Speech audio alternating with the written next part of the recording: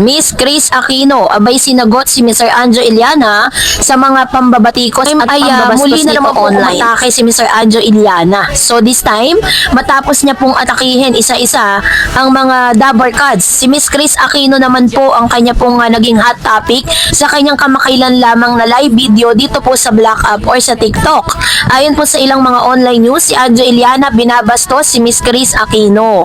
Controversial ngayon ang aktor at dating EB host or Eat Balaga co-host na si Anjo Iliana. Ang dami kasi niyang idinamay ng mga naging kasamahan niya sa nasabing noontime show sa kanyang mga pasabog.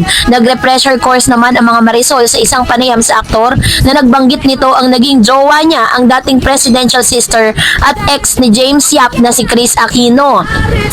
Anya, pinagsabay umano ni Chris silang dalawa noon ni Robin Padilla.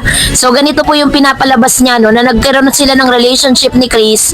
Tapos kasabay ng kanyang karelasyon si Chris, may karelasyon pa si Chris na isa pa, which is si Robin nga daw, yung senator. Sa kanyang namang IG, pumiyok si Chris sa revelasyon ni Anjo Iliana, no. So alam natin na si Miss Chris Aquino po ngayon ay nagdaranas po ng autoimmune disease, no, na talaga namang sobra po yung kanyang pinagdadaan ng sakit ngayon kasi talagang hindi po siya ganun ka, parang sinasabi ng ilan, hindi 100% curable yung kanya pong sakit, ano, at ang dami na po mga doktor ang tumingin sa kanya, ang dami na po mga doktor ang talaga namang inaalagaan si Chris Aquino.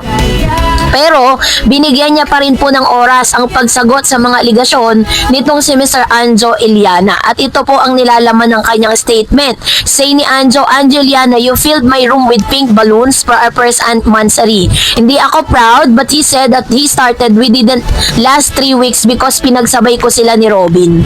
Wala siyang kasabay, sabi ni Miss Chris. "Anjo, ano ba? We were outside my mom's house. Sinatid mo ako, may naghihintay. It was a big surprise for me and you. You left with these parting lines. Mukhang nakakagulo ako, sabi niya. "FYI, girlfriend ko siya, kahit feeling ko pagising ko wala na. The surprise, girlfriend mo sa harapan mong binabastos. You don't trust her. Dumalaw ako dahil isang buwan akong abroad. Dala ko yung pasalubong ko," sabi niya. Ito yung kwenta ng Chris, ha. "Di ba mauuna ka na? I stood unmoving staring at the floor. Disclaimer, I was 21, Anjo was 23 or 24. Mr. Surprise was 23. Ang context ng sinasabi ni Chris ay hinatid daw siya ni Anjo sa bahay nila sa kanyang patrobak, pero naabutan niya na may naghihintay doon, si Binoy. Ayun, so yun yung kwento niya. Kaya pala itong si Mr. Anjo Iliana, parang kinunclude niya na jowa siya ni Chris, pero jowa pa rin ni Chris si Binoy, na bagay na itinanggi ni Miss Chris Aquino. Sa inkwentro raw ng dalawa, iginiit daw ni Anjo na girlfriend na niya si Chris. Hirit pa ni Anjo, binabastos daw ni Anjo si Chris dahil wala itong tiwala sa jowa. Pumunta siya roon para dumalaw at mag-abot ng pasalubong sa presidential sister. So, ganun po yung narratives na inilabas po nitong si Miss Chris Aquino, no, patungkol dito sa kanya pong kwento ni Mr. Anjo Iliana. So, ibig sabihin, kinukumpirma po ni Miss Chris Aquino na totoo talagang nagkaroon sila ng relationship nitong si Chris. Kaso nga lang, ito po ay tumagal lang daw di umanon 3 linggo. Pero, itinanggi niya na pinagsabay niya itong si Anjo Iliana at saka si Miss Chris Aquino. So, syempre po, kung iisipin po ninyo dun sa pagkakataon na yon na nag-abot itong si Anjo at saka si Robin Padilla dun po sa bahay ni Chris, iisipin ni Anjo na talagang nag-cheat itong si Chris Aquino kasi nga nandun si Binoy. Maaring ito po yung mga speculation lamang, ha. Sabi ni Chris Aquino, hindi niya raw pinagsabay yung dalawa, nagkasabay lang sila at naabutan lang ni Anjo Iliana itong si Binoy sa loob ng bahay ni Chris. Yun po yung kanyang narrative. So ngayon, maaari yun yung naging dahilan ng hiwalayan nila ni Mr. Anjo Iliana dahil iniisip ni Anjo na may magkarelasyon nga si Robin at saka si Miss Chris Aquino. So yun po yung mga narratives, ano, na bagay na talagang naging pag-usap-usapan ngayon sa SOCMED. So month after Anjo Iliana publicly claimed that he and Chris Aquino once dated, the actress host has already addressed their past and dispute part WhatsApp his account about their short-lived romance. So, sabi ni Chris, wala raw tiwala sa kanya si Mr. Anjo Iliana, etc. Sa mga ganun po yung mga sinasabi nila. And inamin din po ni Miss Chris Aquino na talagang nagtagal lang sila ng almost 3 weeks na magjowa. Pagkatapos nun, ay natapos na nga po yung kanilang relationship. Ang bangit lang kay Mr. Anjo Iliana is talagang kiss and tell siya eh. Kumbaga kung ano yung mga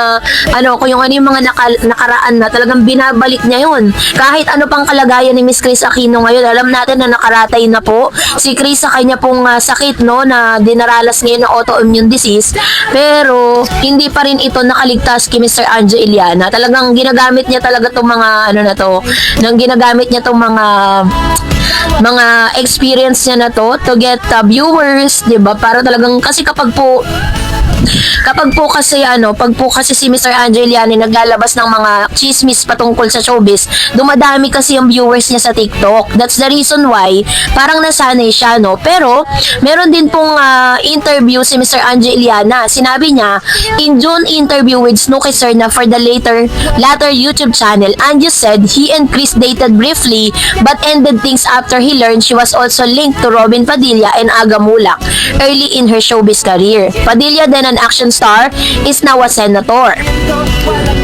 So, ang haba po nung sinabi ni Chris dito, diba? Sabi niya, game po ako for you and Irene. Anything new that Apple released but I have proposal. Ayan ang haba. Part 2, Anjo Iliana filled my room with pink balloons for her first mansari. Hindi ako proud but he started within 3 last week because pinagsabay ko sila ni Robin. Wala siyang kasabay, Anjo. Ano ba? We were outside my mom's house. Sinatid mo ko. May naghihintay. It was a big surprise for me and you. You left with these parting lines. Mukhang nakakagulo ako, sabi niya. So, yun pala yung sinabi. Yun pala yung huling salita ni Mr. Anjo. Yun ang huling salita ni Anjo matapos sila maghiwalay ni Miss Chris Aquino. So, kayo po, anong inyong saloobin patungkol dito?